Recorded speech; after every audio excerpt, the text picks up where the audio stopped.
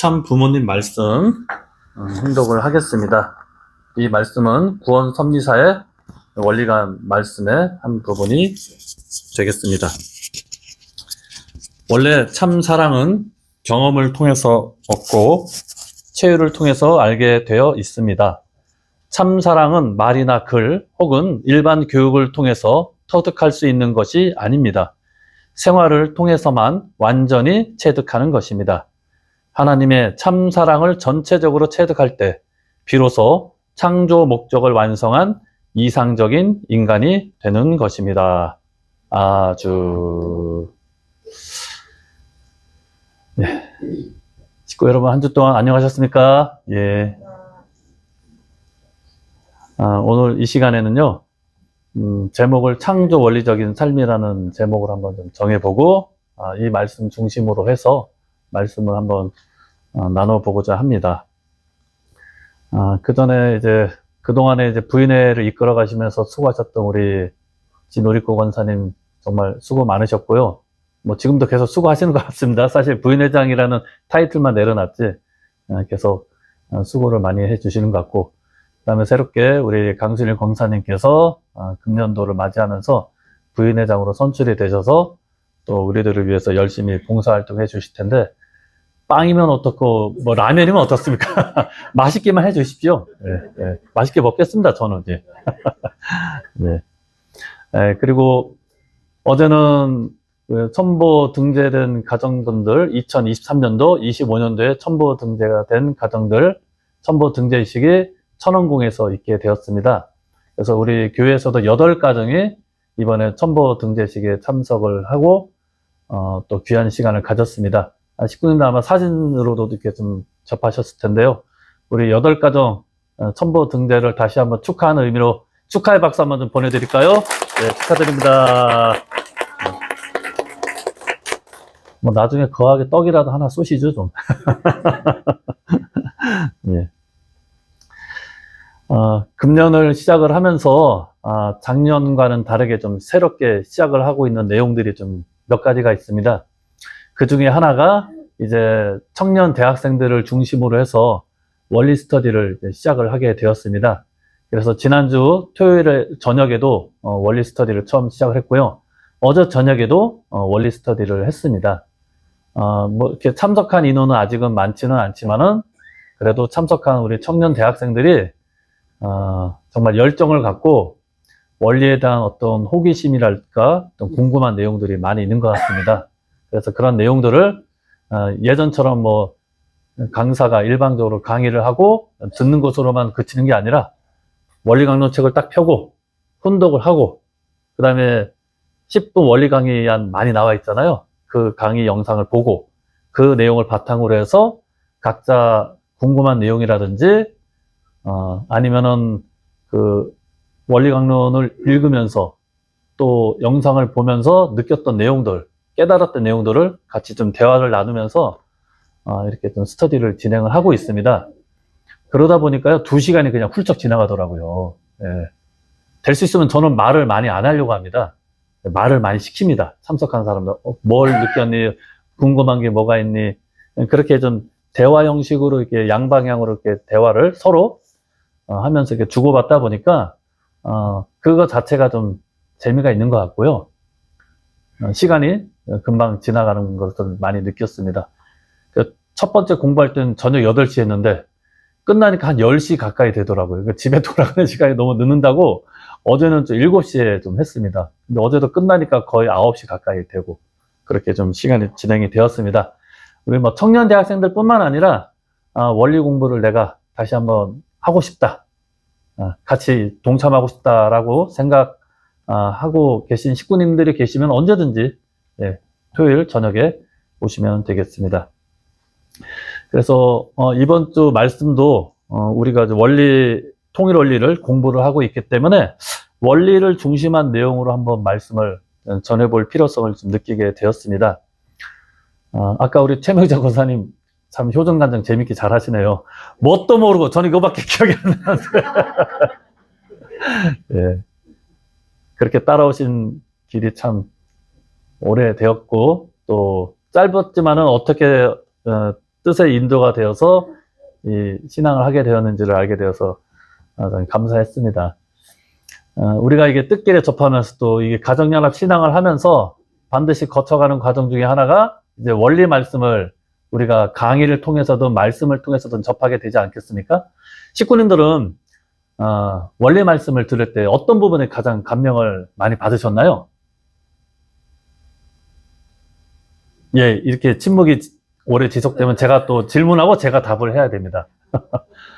예, 어떤 식구님들은 뭐 창조 원리에 대해서, 뭐 창조 목적, 인간은 어떻게 태어나서 왜 살아가야 되는지, 그 다음에 죽은 이후에 사후의 세계, 내세 세계에 대한 그 내용들을 원리 말씀을 통해서 알게 될 때 그것을 통해서 감명을 받고 그래서 가정연합 신앙을 했다. 이런 식구님들도 계시고요. 또 어떤 식구님들은 인간이 왜 이렇게 고통스럽고 어렵고 힘들게만 살아갈 수밖에 없는지, 그것은 인간이 원래 하나님께서 바라신 뜻과는 어긋나게 타락했기 때문에 잘못된 길을 가고 있기 때문에 인간이 고통을 당하고 어려움을 당할 수밖에 없었다. 그런 어떤 죄의 근본된 뿌리에 대한 것을 알게 될 때 또 그 내용에 감명받아서 이 가정연합 신앙을 하게 되고요. 또 복귀 원리 말씀을 드릴 때 어떻습니까? 하나님이, 하늘 부모님이 인류 역사 가운데 타락한 인간들을 구원하시기 위해서, 잃어버린 아들, 딸을 살리시기 위해서 정말 애쓰시고 노력하셨던 그런 내용들이 인간의 복귀 섭리 역사를 통해서 나타나게 되는 그런 어떤 역사의 과정을 접하게 될 때 거기에 감명을 받아서 이 뜻기를 결심하고 따라오셨던 우리 식구님들 계실 것입니다. 그러면 이 통일 원리, 이 원리 말씀 가운데 가장 중요한 말씀이 뭘까요? 그것이 바로 오늘 말씀드린 이 창조 원리, 창조 원리를 중심한 이 삶을 우리가 어떻게 살아갈지에 대한 내용을 한번 생각해 보자는 차원에서 창조 원리를 중심한 내용을 한번 말씀을 드려보고 싶습니다. 앞에 김중수 원장님 계셔가지고 제가 감히 창조 원리에 대해서 말씀드리기가 사실은 조금 인간적으로 부담스러운 마음도 없지 않아 있습니다. 그런데 이 원리 말씀을 우리들의 생활 가운데 실천하고 적용하면서 느낄 수 있는 내용들, 이것이 우리 식구들뿐만 아니라 세상 사람들에게도 전할 수 있는 내용들, 삶을 중심한 우리들의 생활을 중심으로 해서 전할 수 있는 내용이 좀 많이 있지 않을까 싶습니다.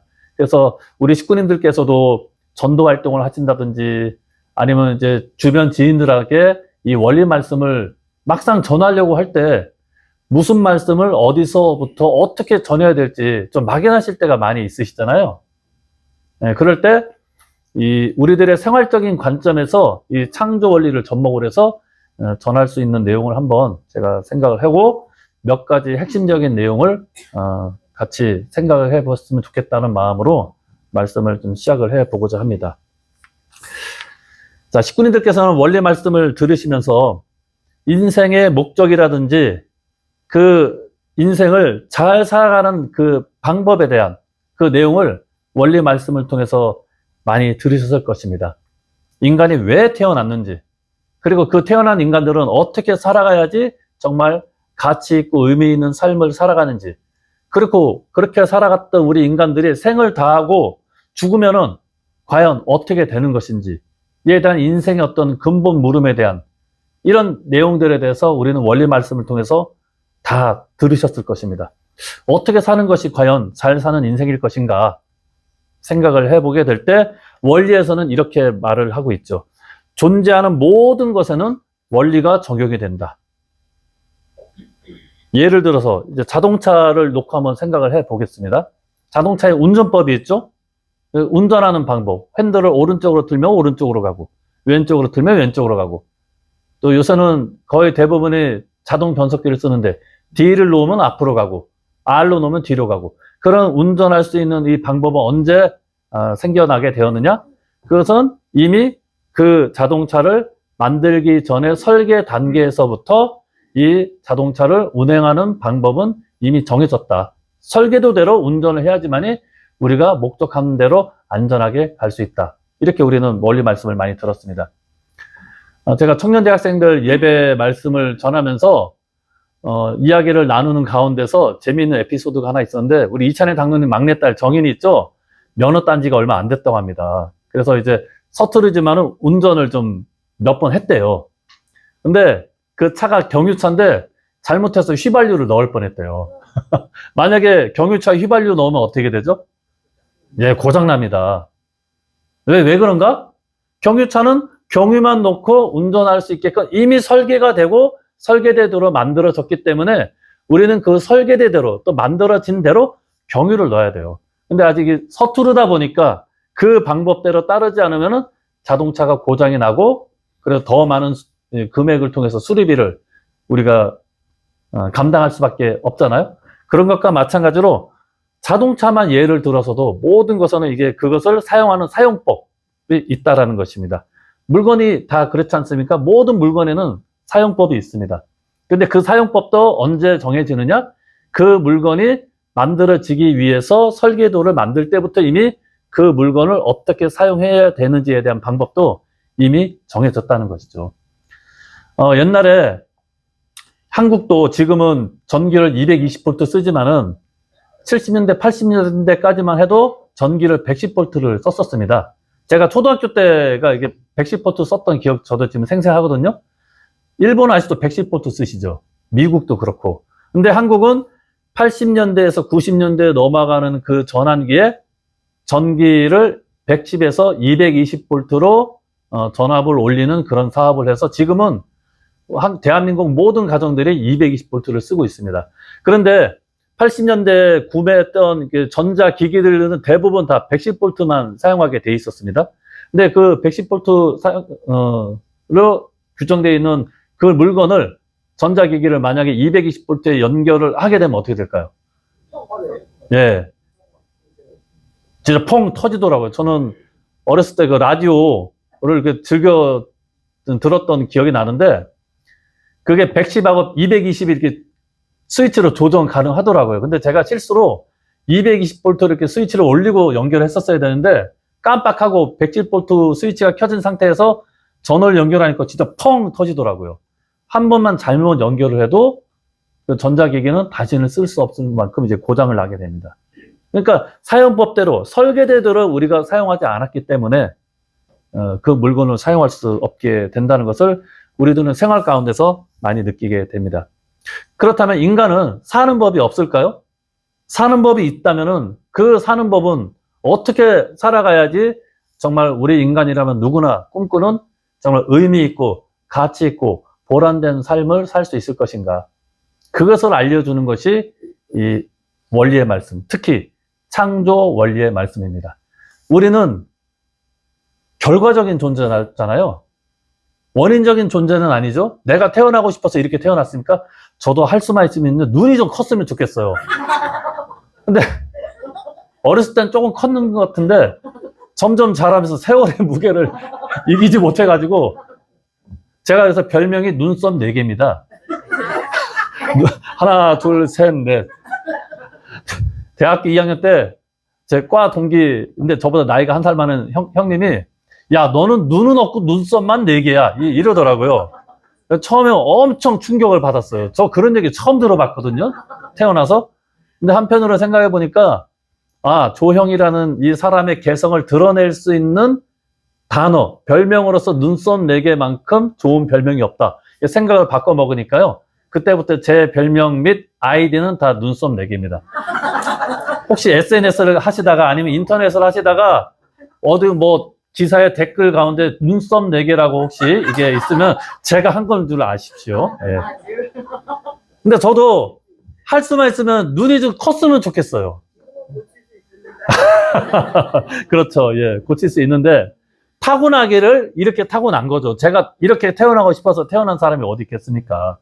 예. 우리는 원인적인 존재가 아니고 결과적인 존재이기 때문에 그렇다면은 우리를 이런 모습으로 있게 하는 그 원인자의 그 어떤 설계, 구상, 계획이 있다면은 그 구상과 계획대로 살아야지만이 우리가 인간답게 가치 있게 의미 있게 살아가는 거 아니겠습니까? 그래서 창조 원리대로 이 세상을 만든 어떤 이치와 근본 뜻, 법칙이 있다면은 그 뜻에 맞게, 이치에 맞게 살아가는 것이 참된 인생의 삶이 아닐까. 그래서 우리가 잘 사는 인간, 못 사는 인간 여러 가지 기준으로 많이 생각을 해볼 수 있겠습니다. 어떤 사람이 잘 사는 사람이냐? 세상 사람들, 특히 젊은 사람들한테 물어보면 제일 먼저 대답하는 게 돈을 많이 벌고 그것을 통해서 뭔가 경제적으로 윤택한 삶을 사는 것이 잘 사는 사람이다. 잘 사는 인생이다. 이렇게 이야기를 하더라고요. 그런 차원에서 하면 누가 우리 지구상에서 가장 잘 사는 사람입니까? 전 세계 부자 1위. 옛날에는 빌 게이츠였는데 요새는 바뀌어가지고요. 일론 머스크. 테슬라 오너죠. 일론 머스크가 어떻게 보면 전 세계에서 가장 잘 사는 인간의 표본이라고도 할 수 있겠죠. 그거는 경제적인 관점으로 그렇겠지만 또 사람마다 여러 가지 생각하는 관점은 다 다르겠지만 진실되게 정말 참되게 인간답게 살아가는 것은 결국은 이 창조 원리대로 이 세상을 만든 그 이치와 원칙대로 살아가게 될 때 우리는 그 사람을 일컬어서 잘 사는 인간, 인간답게 살아간다. 이렇게 이야기할 수 있겠고요. 반대로 창조 원리대로 살지 못하는 사람은 인생을 못 사는 사람이라고 규정을 해 볼 수가 있겠습니다. 그렇다면은 창조 원리를 중심으로서 창조 원리대로 사는 그 인생은, 그 삶은 어떤 삶인지 우리들의 삶과 접목을 해서 원리 말씀을 좀 더 쉽게 풀어서 한번 생각을 해 보겠습니다. 창조 원리에서 이야기하는 것 중에 핵심이 뭡니까? 결국 존재하는 것은 뭐든지 쌍으로 되어 있다는 거죠. 쌍으로 되어 있고 그 쌍으로 된 존재가 서로 상대적인 관계를 맺으면서 모든 존재는 존재하게 창조되었다는 것을 창조 원리에서는 분명히 이야기하고 있습니다. 인간을 비롯해서 동물, 식물, 광물에 이르기까지 모든 천하만상은 모두 쌍으로 되어 있고 서로 상대적인 관계를 주고받으면서 존재를 하게 되는 것이죠. 여기에서 예외가 된 어떠한 내용도 없습니다. 이거는 원리에서 또 이야기하지만 과학적으로도 이것은 이미 규명이 되어 있던 것입니다. 인간만 한번 예를 들어볼까요? 나라는 존재, 조형이면 조형이, 제가 어떻게 태어났습니까? 누구를 통해서 태어나죠? 부모님 통해서 태어나죠. 아버지와 어머니의 서로 사랑의 상대적인 관계의 결실체로서 태어난 저는 결과적인 존재죠. 만약에 아버지, 어머니가 그런 사랑의 상대 관계를 맺지 않았다면은 저라는 존재는 태어날 수 없을 것이고요. 또 아버지, 어머니, 할아버지, 할머니 쭉 거슬러 올라가서 뭐 몇십 대, 몇백 대 조상 가운데 어느 한 조상이라도 아버지, 어머니 간의 사랑의 상대 관계를 맺지 않았다면은 결과적으로 저라는 존재는 태어날 수 없는 것입니다. 모든 존재는 쌍으로 상대적인 관계를 통해서 태어나고 살아가고 있다라. 저를 예를 들어서도 그렇고 모든 사람들은 예외 없이 그런 존재 관계를 통해서 태어나고 살아가게 되어 있는 것입니다. 이거 부정하는 사람이 있습니까? 세상에서? 네. 이게 원리 말씀이 통일교 교리가 아닙니다. 세상에서는 뭐 통일교 교리, 우리는 교리란 말도 안 쓰는데 진리죠, 진리. 교리가 아니라. 이건 통일교에서만 가르치는 그 교리가 아니라 모든 사람들이 다 인정할 수밖에 없고 그것을 받아들일 수밖에 없는 변하지 않는 진리의 말씀입니다. 이것은 변하지가 않아요. 왜? 하나님께서 이 세상을 창조하실 때 모든 존재를 서로 상대적인 관계를 맺을 수 있는 쌍으로 지었기 때문에, 그렇게 해서 태어난 결실체가 바로 나기 때문에 나의 모습만 통해서 보더라도 이 내 존재 의미와 이 가치는 이 쌍을 통해서 상대적인 관계를 통해서 존재할 수밖에 없다는 것을 우리는 부정할 수 없고 인정할 수밖에 없다는 것입니다. 아까 최명자 권사님 재밌게 효정 간증하시면서 참 아버님 욕하시는 것도 이렇게 흉내 내셨잖아요. 참 아버님께서 많이 하시는 욕이 뭐죠? 이런 쌍이 아닙니다. 쌍입니다. 쌍. 아버님 살아계실 때 욕을 한번 잘 들어보셨어야 되는데 아버님 쌍이라고 안 하셨어요. 이런 쌍 것들 그러죠? 쌍이 아니고 그건 진짜 욕이고 참 아버님은 욕도 원리적으로 하십니다. 쌍 것들, 쌍을 이루어야 되는 것들 이렇게 욕을 하십니다. 쌍 것들. 네, 쌍을 이룸으로써 존재를 하고 살아가게 된다는 것. 그러니까 모든 존재는 쌍으로 되어 있다라는 것이 원리에서 가르치고 있는 핵심 내용 가운데 하나입니다. 왜? 하나님이 그렇게 존재하시기 때문에 그 원인자를 닮아는 모든 결과체는 쌍으로 존재하게 된다. 서로 상대적인 관계를 통해서. 이것을 우리는 분명히 세상 사람들한테도 이 원리 말씀을 전할 수 있어야 됩니다. 자, 이 말씀에 대해서 참 아버님께서 구원 섭리사의 원리관에서도 이렇게 표현을 하고 계십니다. 제가 한번 훈독을 해보겠습니다. 가장 간단하고 저급한 피조물로부터 인간에 이르기까지 각각 주체와 대상, 양성과 음성에 쌍쌍으로 전개하신 이유도 사랑 이상 아래 상대 관계를 형성하기 위한 것입니다. 창조물의 사랑 이상과 하나님의 궁극적인 사랑 이상이 별개가 아닙니다. 인간 세계의 남자와 여자의 사랑 완성을 통하여 하나님의 절대 사랑이 완성되도록 하신 것이 창조 원리입니다. 태초에 인간을 아담, 해와 일남일녀로 창조하신 이유도 여기에 있습니다. 아주 하나님의 절대 사랑의 완성이 어디에서 이루어진다고요? 남녀 간의 사랑의 관계, 결국 쌍쌍으로 상대적인 관계를 형성하게 될 때 하나님의 절대 사랑의 그 이상도 우리들의 어떤 이 삶을 통해서, 생활을 통해서 완성할 수 있다는 것입니다. 이것이 하늘 부모님의 창조의 뜻이고 창조의 이상이었던 것입니다. 근데 요새 사람들, 특히 젊은 사람들은 혼자 살려고 그러죠? TV에서도 유행하는 그 프로그램 가운데 하나가 나 혼자 산다. 아주 재밌게 봅니다. 우리 식구님들도 많이 보시나요? 혼자 살고 싶은 때가 가끔씩 있으신가요? 네. 근데 혼자 만약에 결혼도 안 하고 살면 어떻게 될까요? 결과적으로 네, 멸망합니다. 네. 종족을 유지할 수 없고요. 근데 조씨 가면은 저로서 딱 끝나게 되는 거죠. 제가 만약에 결혼 축복을 안 받았다면 모든 사람들이 혼자 있게 되면 쌍을 이루지 않고 결혼하지 않고 혼자 존재하려고 하면 할수록 점점 인구는 소멸이 되어지고 결국은 지역과 사회와 국가가 소멸될 수밖에 없는 지경에 이르는 것입니다. 그것은 하늘이 바라시는 것이 아니죠. 나 자체만 보더라도 내가 쌍쌍의 이 상대적인 관계를 통해서 태어난 존재인데 내가 혼자 존재하려고 하면 한다? 그럼 결과적으로 우리 인류는 존재할 수 없는 것입니다. 그래서 창조 원리를 바탕으로 해서 모든 인간들은 서로 쌍쌍의 이 관계를 통해서만이 존재할 수 있고 또 하늘의 사랑의 이상을 완성할 수 있다는 것을 원리 말씀에서도 그리고 참 부모님 말씀에서도 분명하게 말씀을 전해주고 계십니다. 자, 두 번째로 창조 원리의 핵심 내용 가운데 하나가 뭐냐? 모든 존재는 위하는 삶을 산다고 이야기를 하고 있습니다. 여기 도표를 보시면은요, 쭉 이렇게 도표가 이어지죠? 예.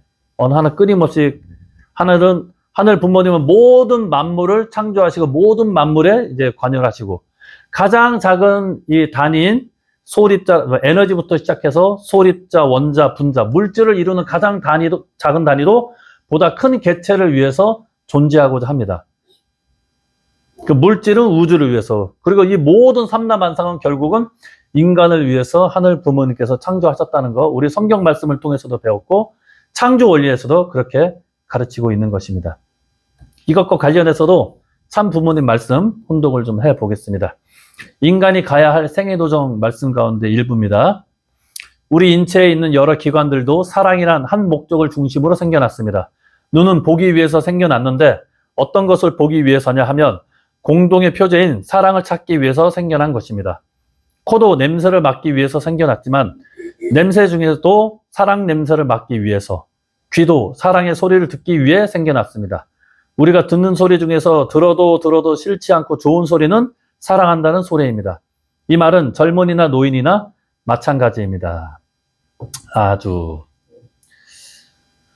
자, 참부모님 말씀을 통해서 보듯이 인간의 모든 이 인체 기관은 나라는 이 개체를 위해서, 인간을 위해서 존재한다고 말씀을 하십니다. 이것은 뭐 과학적으로도 당연한 내용이죠.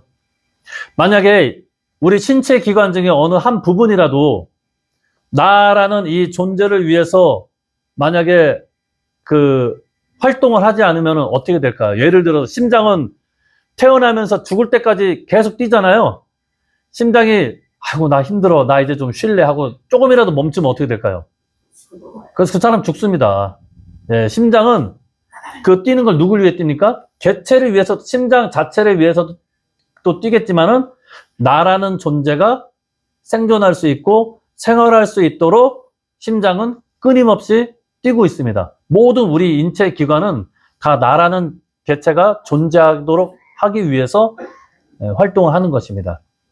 아까 뭐 제가 눈 얘기했는데 이번에도 눈 얘기를 좀 해보겠습니다. 여기 저를 비롯해서 안경 쓰신 분들 많이 계시죠, 우리 식구님들? 물론 이제 좀 연세가 드셔가지고 또 노안 때문에 쓰시는 분도 계시지만은 어린 나이에, 젊은 나이에서부터 안경을 쓰는 사람들 많습니다. 예. 근데 눈이 만약에, 아이고, 나 이게 점점 시력도 나빠지고, 나 안 볼래. 그럼 어떻게 될까요? 제가 눈이 있으나 마나 하지만, 뭐, 장님이 되겠죠. 예. 근데 눈은 어떻습니까? 눈이 피곤해도, 때로는 막 눈이 피곤해가지고 눈물이 쏟아져도 내가 보려고 뇌에서 명령을 내리면은 봅니까? 안 봅니까? 예, 식구님들 지금 표정이 어떤지 제가 좀 이렇게 한 사람 한 사람이 좀 보고 있는데요. 눈 상태와는 상관없이 내 눈은 내 뇌의 명령으로 인해서 내가 보고자 하는 어떤 사물을 보려고 노력을 합니다. 자기 자신 어떻게 보면 희생을 하는 거죠. 눈이 나빠지든 좋아지든 상관없이. 나를 위해서 내 눈은 어떻게 보면은 희생을 합니다. 주인을 위해서. 모든 인체 기관은 결국은 그 개체를 위해서 존재하는 것이 아니라 보다 큰 어떤 목적을 위해서, 개체를 위해서 존재한다는 것을 우리 인체 기관을 예를 들어서 살펴볼 수 있습니다. 근데 우리 인체 기관만 그런가요? 모든 존재하는 것은 보다 큰 가치를 위해서, 큰 목적을 위해서 존재하는 것입니다. 자연 삼라만상이 그렇잖아, 이 도표를 보더라도. 그런데 우리 인간만 나 자신을 위해서 살아가려고 하는 그런 이기적인 마음, 개인적인 마음을 많이 갖고 있죠. 그렇게 되면 어떻게 될까요? 이 세상에. 우리가 바라는 어떤 평화로운 세상, 행복한 세상 생각하기 쉽지가 않을 것입니다. 자기 자신만을 위하여 열심히 살아가면 살아갈수록 그것 위해서 발버둥을 치면 발버둥 칠수록 그 사람도 점점 고립되고요. 그리고 세상이 좀 삭막해지고 각박해집니다. 옛날 70년대, 80년대하고 지금은 비교할 수 없을 만큼 환경적으로는, 경제적으로는 대한민국이 선진국에 지금 올라섰습니다. 뭐 쌀이 없어서 굶어 죽었다는 얘기 없잖아요. 쌀 떨어질까봐 고민하시는 식구님 계세요? 어떤 분은 그러더라고요. 쌀이 없어서 밥을 못해 먹는다니까, 아이 그럼 고기 사 먹으면 되지. 뭐 또 그러더라고요. 네. 또 대학생들하고 많이 대하다 보니까 참 아버님께서 그 자서전에서 밥이 사랑이다 이렇게 이야기하셨잖아요. 그러니까 젊은 청년 대학생들 한술 더 떠서 고기는 참 사랑입니다. 우리 밥 먹으러 갈까? 그러면 아 저는 참 사랑을 원합니다. 그럼 고기 사달라는 얘기예요. 네. 근데 자기 자신만을 위해서 살려고 아둥바둥하는 지금 현 세대에 있어서 젊은이들은 점점 각박함을 많이 느끼고요. 점점 살아가기가 힘들대요. 근데 저는 한편으로는 좀 이해가 안 되더라고요. 아니 내가 어렸을 때 내가 학창 시절만 하더라도 그때하고 지금하고 비교하면은 지금이 훨씬 경제적으로 윤택하고 안락한 생활을 하고 있는데 얼마나 편합니까? 세상의 소식도 이 휴대폰만 있으면은 거의 실시간으로 우리가 접할 수 있고, 가족들이 떨어져 있어도 영상통화도 할 수 있고, 얼마나 편해요. 옛날에는 그런 게 없어가지고, 지금 우리 아들도 군대 가 있지만은, 얘가 어떻게 지내고 있나, 잘 지내고 있나, 못 지내고 있나, 옛날엔 편지를 쓰지 않으면, 아니면 전화를 하지 않으면 알 수 없지만, 지금은 뭐, 인터넷이 발달하고 또 스마트폰을 다 사용하니까, 일과만 끝나면 전화해요. 아버지, 잘 계세요? 뭐 필요한 거 없으세요? 아빠한테 뭐 필요한 거 없냐고 뭐 자기가 뭐 사주겠대요. 옛날에는 위문품 보내고 막 그랬는데 이제 거꾸로가 됐어요. 아버지 필요한 거 없으십니까? 제가 군인이 돼서 지금 월급을 받고 있습니다. 이러면서 그래? 그럼 11조부터 해라. 그래서 군대에서도 지금 11조 좀 보내고 있습니다. 그래서 네. 그렇게 윤택한 삶을 살고 있음에도 불구하고 각박함을 느낄 수밖에 없는 것이 점점 자기 자신만을 위한 이기적이고 개인적인 마음만을 갖고 있다 보니까 그런 세태 속에서 사람은 더 고립되고 외로움을 느낄 수밖에 없고 각박함을 느낄 수밖에 없는 것입니다. 그것은 하늘이 바라시는 뜻이 아닙니다. 모든 존재는 나 자신만을 위해서 사는 것이 아니라 상대를 위해서, 그리고 보다 큰 목적을 위해서 살아가게끔 하늘이 창조를 하셨다는 것입니다.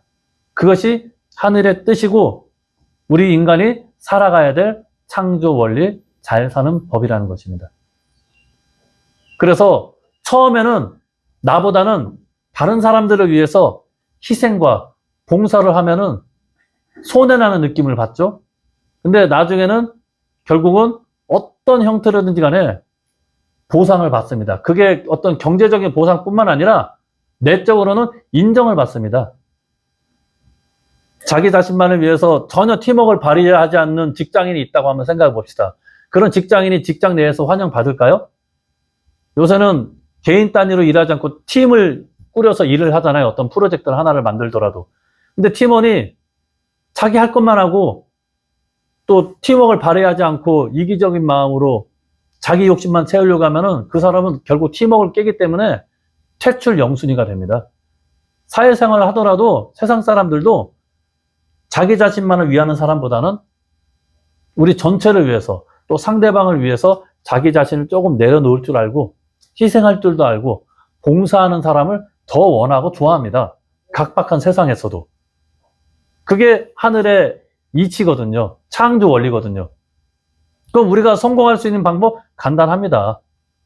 나 자신만을 위하는 그런 어떤 생각을 넘어서서 상대방을 위할 줄 알고 상대방을 배려할 줄 알고 또 나보다는 전체를 위해서 살아가려고 서로 노력하게 되면은 이 세상은 좀 더 하늘이 바라시는 그런 세상으로서 좀 전환이 되지 않을까 생각을 하게 됩니다. 그런 차원에서 우리가 이 존재의 원리, 모든 존재는 위하는 삶을 산다라는 것을 다시 한번 우리가 명심을 하고 그것을 나의 삶 속에서 먼저 실천하고 그것을 우리가 적용을 해서 정말 하늘이 바라시는 참된 인생을 살아갈 수 있는 우리들의 모습이 되었으면 좋겠습니다. 이건 통일 교리가 아닙니다. 다시 한번 말씀드리지만 창조 원리고 진리의 말씀입니다. 동서고금을 막론하고 시대를 초월해서 위하여 사는 사람들은 다 인정을 받았어요. 그런 사람들이 나라를 위해서 산 사람들은 애국자고, 그렇죠? 그 다음에 전 세계를 위해서 산 사람들은 또 전 세계에 추앙할 수 있는 어떤 성인의 반열에 오르게 되는 거 아니겠습니까? 그렇게 살아갈 수 있는 우리 가정연합의 모든 식구님들 여러분들이 되었으면 좋겠습니다. 또 창조 원리에서 가르치고 있는 세 번째 내용은 뭐냐? 인간은 사랑의 질서를 지키면서 존재한다는 것입니다. 자, 참 부모님 말씀, 구원삼리사의 원리관의 말씀 일부 훈독을 해보겠습니다. 상대에 대한 책임성입니다. 인간은 본성적으로 자기에 대한 사랑이 나누어지기를 원치 않습니다. 부부간의 횡적인 사랑의 관계는 부모와 자식 간의 종적인 사랑의 관계와 달리 나누어지면 벌써 그 온전성이 파괴됩니다. 이는 부부간의 절대적인 사랑의 일체를 이루게 되어 있는 창조 원리 때문입니다. 사람은 자기 상대를 절대로 위해야 할 사랑의 책임성이 있습니다. 사랑은 나누면 나눌수록 좋고 커지는 내용도 있지만은 여기 훈독한 말씀에 따르면은 절대로 나누지 말아야 될 사랑도 있다는 것입니다. 먼저 나누면 나눌수록 좋은 사랑 어떤 사랑일까요? 이 종적인 관계의 사랑은 나누면 나눌수록 좋습니다. 대표적인 게 부모의 사랑이죠. 자녀들을 대하는 부모의 사랑. 그러니까 부모의 사랑이 자녀들에게 많이 향하면 향할수록 우리 아이들은 정서적으로도 건강한 모습으로, 밝은 모습으로 훌륭한 또 건강한 인격체를 형성하고 훌륭한 사람이 될 수 있습니다. 근데 어느 한쪽에 편중되고 다른 아이들한테 사랑을 주지 않으면 이 사랑의 감소감, 결핍감을 느끼고 그 아이들은 인성적으로도 문제가 되고 그것이 가정뿐만 아니라 사회적으로도 문제가 될 수 있겠죠. 네, 가정에서도 부모의 사랑은 나누면 나눌수록 많이 주면 줄수록 좋습니다. 교회에서도 마찬가지인 것 같아요. 가정의 확대의 개념으로 교회를 생각해 보면은 목회자 부부가 어떻게 보면 그 가정의 아버지 어머니와 같은 역할 아니겠습니까? 식구님들도 목회자의 사랑을 많이 갈구하시는 것 같아요. 그렇습니까? 그렇기 때문에 예, 아주하신 식구님께 더 많은 사랑이 가기를 바라겠습니다. 그래서 이 사랑이 모든 식구님들한테 골고루 와야지 어느 한 분한테 너무 이렇게 편중되거나 집중되면은 예, 삐지고 사랑의 감소감을 느끼고 그러신 것 같아요. 그래서 제가 뭐 어떤 질문에 대한 대답을 할 때도 그렇지 않습니까? 라고 이렇게 시선을 식구님들하고 마주칠 때 한쪽으로 쏠리면은 또 다른 쪽에 계신 분이 이게 실망하시고 오해하시는 것 같아요. 그래서 시선도 그렇지 않습니까? 이렇게 말해요.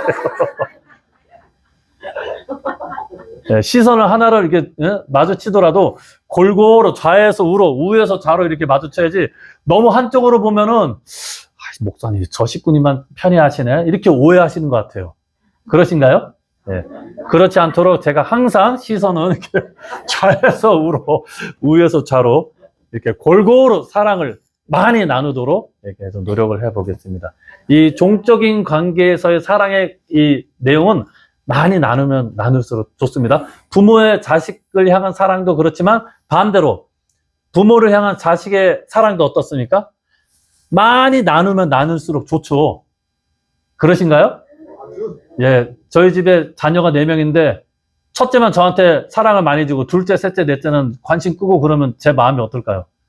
상당히 부모로서 좀 아쉽고 서운한 마음 들 겁니다. 아마 자녀를 키우신 부모님들은 다 그런 마음 갖고 계시죠?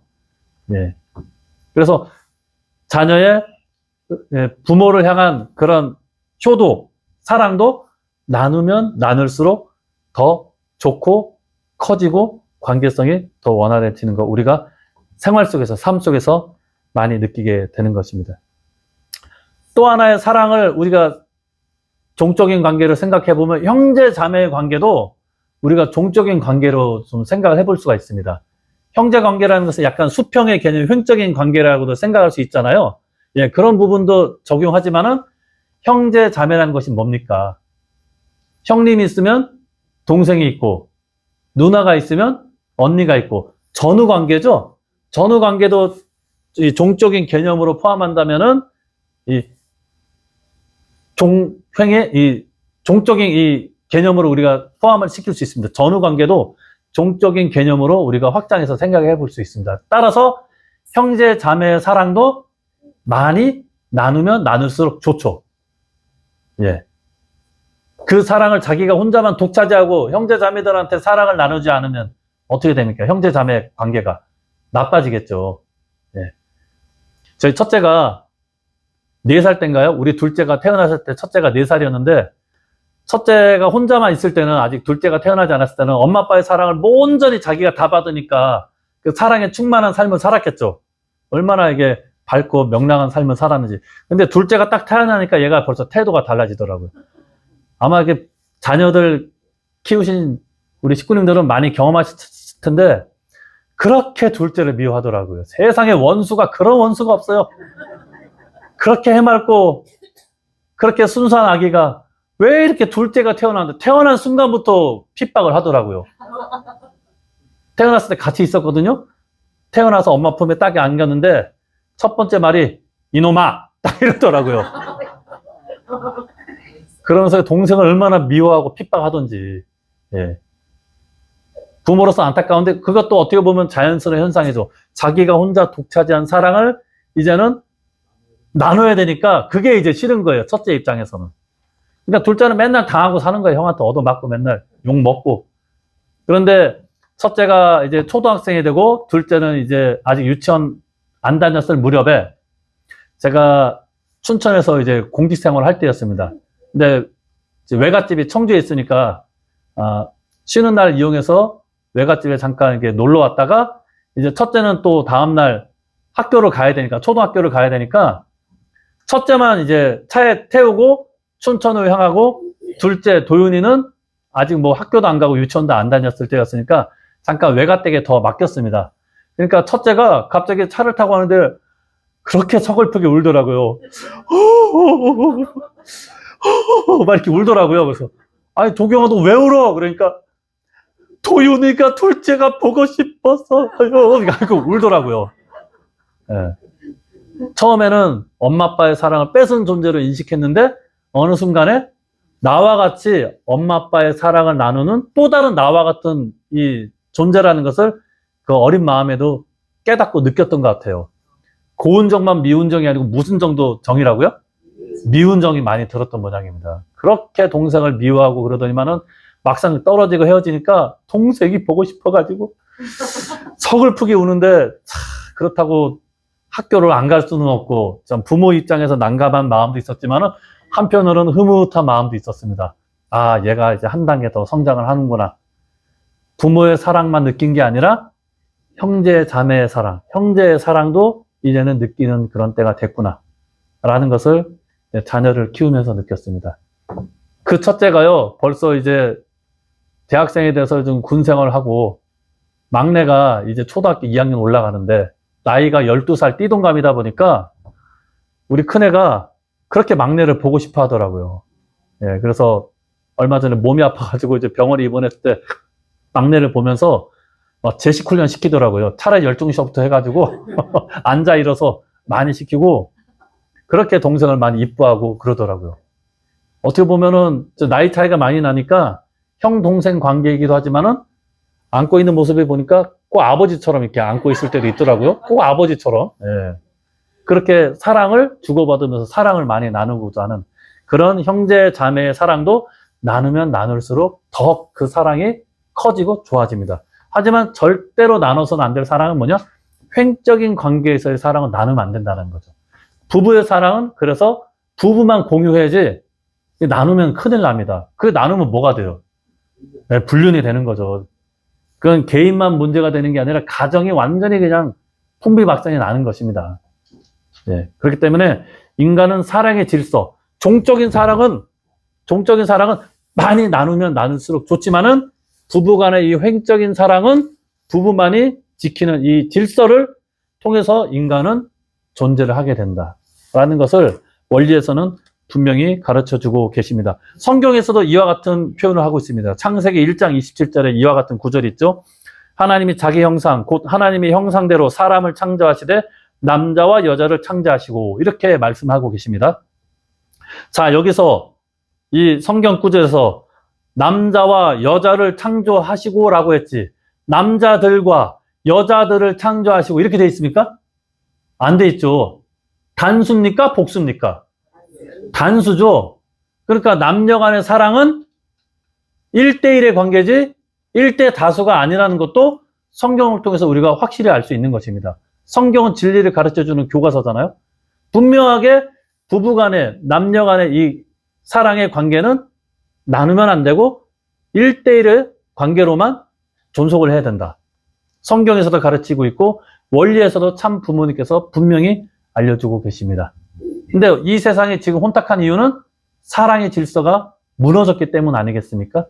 따라서 우리는 이 원리 말씀을 통해서 사랑의 질서를 온전히 세움으로써 이 세상을 다시 하늘에 바라시는 그런 세상으로 변화시켜야 되는 것이 우리들의 책임과 사명이 아닌가 생각을 해보게 됩니다. 자, 마지막으로 네 번째, 인간은 3단계 인생을 통해서 살아가게끔 그렇게 해서 완성되게끔 창조되어졌다는 것입니다. 엄마 뱃속에서 10개월 기간 동안에 육신 생활을 준비를 하죠. 그 10개월이 짧은 기간이지만 지상에서의 100년 중심한 삶을 결정짓는 그 기간은 바로 엄마 뱃속에서의 10개월의 태아 기간입니다. 그런데 사실 엄마 뱃속에 있을 때는 뭐만 있으면 됩니까? 탯줄만 있으면 돼요. 탯줄만 있으면 호흡도 할 수 있고 영양분을 받아서 그 태아가 엄마 뱃속에서 생활하는데 아무런 불편이 없어요. 그런데 엄마 뱃속에 10개월 동안 뭐가 생기죠? 모든 신체 기관이 다 생기지 않습니까? 근데 사실은 그 손발이라든지 이런 신체 기관은 엄마 뱃속에서는 사용을 할 필요가 없어요. 근데 그것이 왜 생겨났느냐? 나중에 10개월 후에 엄마 뱃속에서 태어났을 때 지상의 삶을 미리 준비하기 위해서 인체의 신체 기관이 이 태아 기간 동안에 생겨나게 되는 것입니다. 근데 만약에 이 신체 기관 중에 어느 하나라도 없이 태어나면 어떻게 됩니까? 평생을 불편한 몸으로, 장애의 몸으로 살아갈 수밖에 없는 것이겠죠? 그렇기 때문에 우리 어머니들이 얼마나 태교를 열심히 하십니까? 진자리, 마른 자리, 가릴 거 가리고, 항상 좋은 것만 보려고 그러고, 항상 좋은 것만 들으려고 하고, 항상 좋은 것만 먹으려고 하고. 그런 게 어머니의 그 태교의 모습 아니겠습니까? 엄마들만 태교합니까? 아빠들도 같이 태교를 하죠. 항상 그래서 좋은 것을 보여주려고, 좋은 것만 주려고 노력하는 것이 그런 부모의 마음입니다. 왜? 그렇게 해서 태아가 엄마 뱃속에서 건강한 모습으로 이제 지상에서의 삶을 준비하게 될 때 엄마 뱃속에서 태어나서 지상의 삶을 온전히 살아갈 수 있는 건강한 몸으로서 행복하게 살아가게 되는 것입니다. 그렇다면 우리 지상에서의 이 100년 중심한 이 삶도 지상에서의 삶으로만 머무르고 그치는 것이냐? 그게 아니죠. 창조 원리에서는 그렇지 않다고 분명히 이야기하고 있습니다. 만약에 지상에서 육신 생활로 모든 인생이 나중에 끝난다. 그렇게 치면은 사실 우리가 예배 시간에 성일날, 일요일날 세상 사람들은 다 이날 쉬는데 우리가 힘들게 피곤하게 이 자리에 와가지고 알아듣기도 힘든 말씀 이렇게 어려워하면서 들을 필요가 있을까요? 내 인생 즐겁고 행복하게 살아가기도 바쁜 게 요새 세상 사람들 아닙니까? 근데 우리가 그럼에도 불구하고 왜 성일날 예배 시간을 지키면서 이 자리에 와서 알아듣기도 좀 어렵고 이제 조금 있으면 점심시간이 가까우는데 언제 말씀이 끝나나 이러면서도 계속 말씀을 듣고 있나요?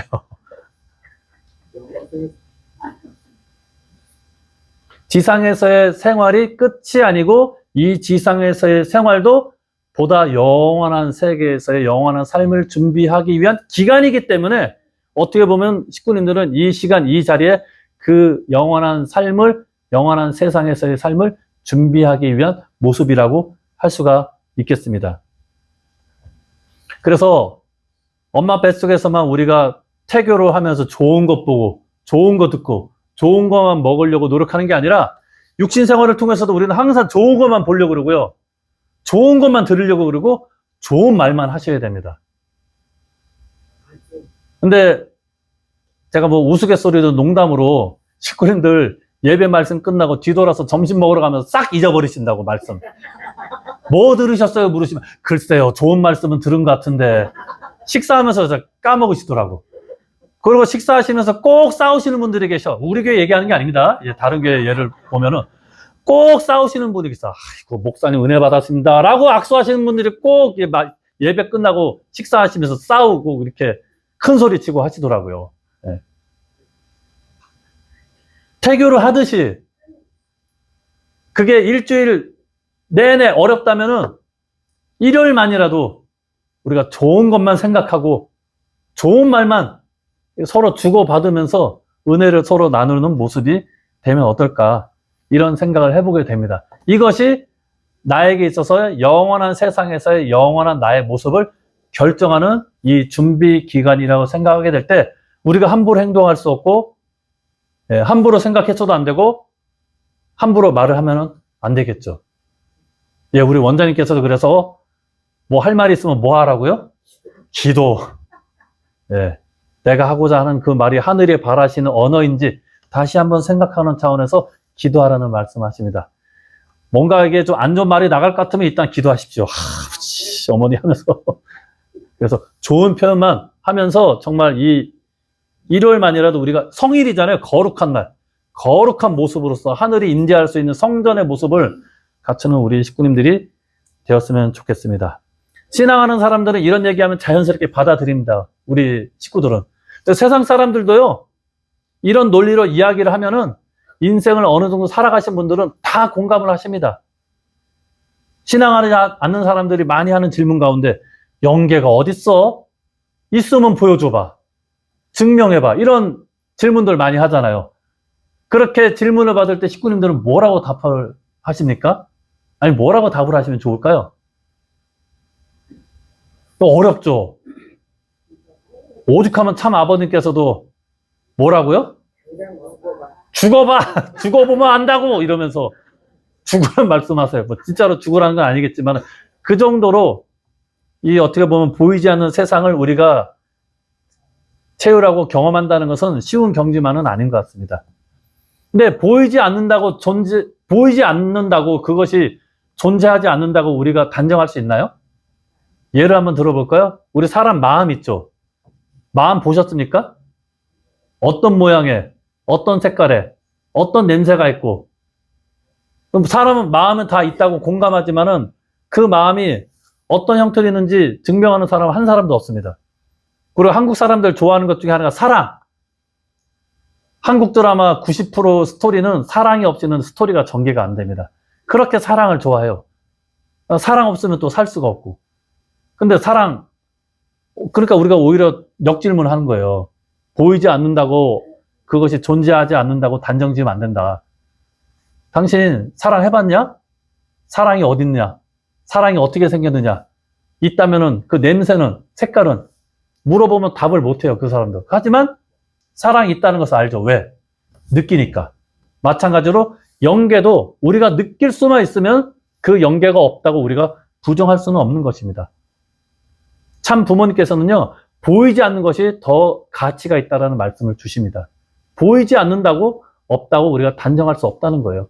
우리들의 삶 가운데서도 보이지 않는 그런 세계를 느끼고 체험하는 사람도 있지 않겠습니까? 꼭 신앙인이 아니더라도 영적인 감각이 예민한 사람들은요, 일부분이라도 그런 어떤 영적인 현상을 느끼고, 그런 분들은 이런 이야기 하면은 다 공감을 합니다. 100%. 또 이런 내용을 느끼지 못한다 하더라도 이런 내용들을 느끼는 사람들의 이야기를 들으면은 공감할 수 있는 내용들이 많이 있습니다. 그러한 내용들, 영계라든지 보이지 않는 절대적인 우리에게서 부모와 같은 하나님의, 하늘 부모님의 존재를 알려주고 느끼게 해주는 방편이 뭐냐? 그게 종교고 신앙입니다. 그래서 현대인들도 종교 생활, 신앙 생활을 해야 되는 것입니다. 그걸 우리는 자신 있게 신앙인으로서 권면하고 이야기를 해줄 수 있어야 된다는 거죠. 저도 여러 사람 많이 만나봤는데요. 활동하면서 특히 어르신들을 만나서 이런 얘기하면 다 100% 공감하십니다. 부정하시는 분이 없더라고요. 네. 그래서 우리가 영계에서 영원한 삶을 살기 위해서는 지상에서 영인체를 완성하는 그 준비 기간이 필요하다는 것입니다. 영인체를 완성하기 위한 필수 요소가 뭡니까? 원리에서 다 가르쳐줬죠? 그게 하늘의 참사랑과 진리입니다. 그것을 내 영인체를 맑게 하고 내 영인체를 성장시키는 필수 요소인 것입니다. 생명 요소죠. 그래서 생소 아닙니까? 생소. 하늘의 진리의 말씀, 사랑. 우리가 예배 시간에 알아듣기도 어려운 이 말씀을 어려워하면서도 듣는 이유가 뭡니까? 이 진리의 말씀을 통해서 내 영인체를 성장 완성시킬 수 있는 요소를 우리가 공급을 받으니까 우리가 어떻게 보면 예배 시간에 이런 말씀을 듣는 것이고, 그래서 이 예배가 귀한 것 아니겠습니까? 그래서 세상 사람들에게도 참된 진리와 사랑을 경험케 함으로써 내 인격을 완성시키고 보이지 않는 내 존재를 완성시키게 될 때 나는 죽어서 끝이 아니라 죽어서 영원한 세상에서 영생할 수 있는 몸으로 거듭나게 된다는 것을 우리들은 우리 스스로가 먼저 확신을 해야 되고, 그것을 세상 사람들한테 느끼게끔 이야기를 해줄 수 있어야 됩니다. 원리 강의 어렵게 하실 필요 없습니다. 내가 경험하고 내가 생활하면서 느꼈던 그런 내용들을 또 나만이 느낀 게 아니라 세상 사람들도 모두 공통으로 느끼고 있는 그런 현상들에 대한 내용을 갖고 이야기를 하면은 다 공감을 합니다. 왜? 살아가는 우리 인생의 이야기니까. 그래서 결론 한번 내보겠습니다. 창조 원리적인 삶, 창조 원리를 우리가 어떻게 설명하느냐? 나의 삶을 통해서 창조 원리적인 그런 삶을 살아가고 있는 우리들의 모습을 그대로 보여주고 이야기함으로써 이 참 부모님께서 찾아 세워주신 이 원리의 말씀을 세상 사람들에게 전할 수 있는 내용 되지 않나. 4가지 내용을 한번 식구님들께서도 정리를 해보시면 좋겠습니다. 이 외에도 뭐 여러 가지 내용 더 있을 수 있겠죠. 근데 삶을 중심으로, 인간적인 내용을 중심으로 모두가 공감하고 공유할 수 있는 내용으로 정리해 본다면은 이런 4가지로 이야기를 해보면은 세상 사람들에게도 전하기도 쉽고요. 신앙을 하고 있는 사람, 하지 않는 사람들에게도 모두 보편타당하게 전할 수 있는 내용이 되겠습니다. 모든 존재는 상대적 관계를 통해서 쌍으로 존재한다. 이게 중요한 겁니다. 두 번째는 모든 존재는 그렇기 때문에 위하여 살아야 된다. 그 위하고자 하는 사랑의 이 관계는 질서를 지킴으로써 존재하게 된다. 종적인 사랑은 많이 나누고 부부의 횡적인 1대1의 관계는 부부만이 공유하게 되는 이 사랑의 질서를 지키게 될 때 인간이 보다 기쁘고 행복한 삶을 영위하게 되고, 그러한 인간들이 모여있는 사회, 국가, 세계가 하늘이 바라시는 그러한 지역과 국가와 세계가 될 수 있다. 그것을 만들기 위해서 나온 종교가 가정연합이고 참 부모님께서 재림 메시아로서 이 땅 가운데 오셨다. 우리는 분명하게 증거를 해야 되겠습니다. 그러한 우리들의 삶은 육신 생활로서 끝나는 것이 아니라 이 육신 생활도 영원한 세상에서 영원한 삶을 준비하기 위한 준비 기간이라는 것을 인생의 3단계의 과정을 통해서 살아가는 이야기를 하면서 설명을 하게 되면은 모든 사람들이 공감할 수 있게 되는 것입니다. 이건 이론이 아닌 것입니다. 우리들의 실제 내용이고 삶의 내용이고 그렇기 때문에 신앙을 하든 하지 않든 모두가 보편적으로 공감할 수 있는 그런 내용이 되지 않을까. 그래서 우리가 다가오는 한 주도 창조 원리적인 이런 삶을 살아감으로써 하늘과 참 부모님께 기쁨과 영광을 돌려드리고 또 세상 앞에는 이 부모님께서 찾아 세우신 위대하신 이 진리의 말씀을 전함으로써 하늘에 살아서 우리와 함께하고 계심을 증거할 수 있는 그런 책임과 사명을 다할 수 있는 선민 축복 가정이 되기를 간절히 바라면서 말씀 마무리하겠습니다. 잠깐 보고 드리겠습니다. 존귀하신 하늘 부모님, 사랑하는 천지인 참 부모님, 귀한 말씀을 찾아 세우시고 저희들에게 이 말씀을 베풀어 주시고 또 실천으로서 삶으로서 저희들에게 보여주셨던 참 부모님의 삶을 따라가고 있습니다. 저희들도 당신처럼 창조 원리적인 삶을 삶으로써 하늘과 참 부모님께 기쁨을 돌려드리고 세상 앞에 하늘에 살아서 우리와 함께하고 참 부모님이 우리와 함께하고 계심을 분명히 알리고 증거함으로써 모든 이 국민이, 백성들이 하늘을 모시고 참 부모님을 모실 수 있는 그런 때를 하루속히 맞이할 수 있도록 저에게 주어진 책임과 사명 다할 수 있는 축복가정 되기를 간절한 마음으로 바라면서 홀리마다를 모신 축복가정 조형의 이름으로 감사기도 올려 싸움나이다. 아주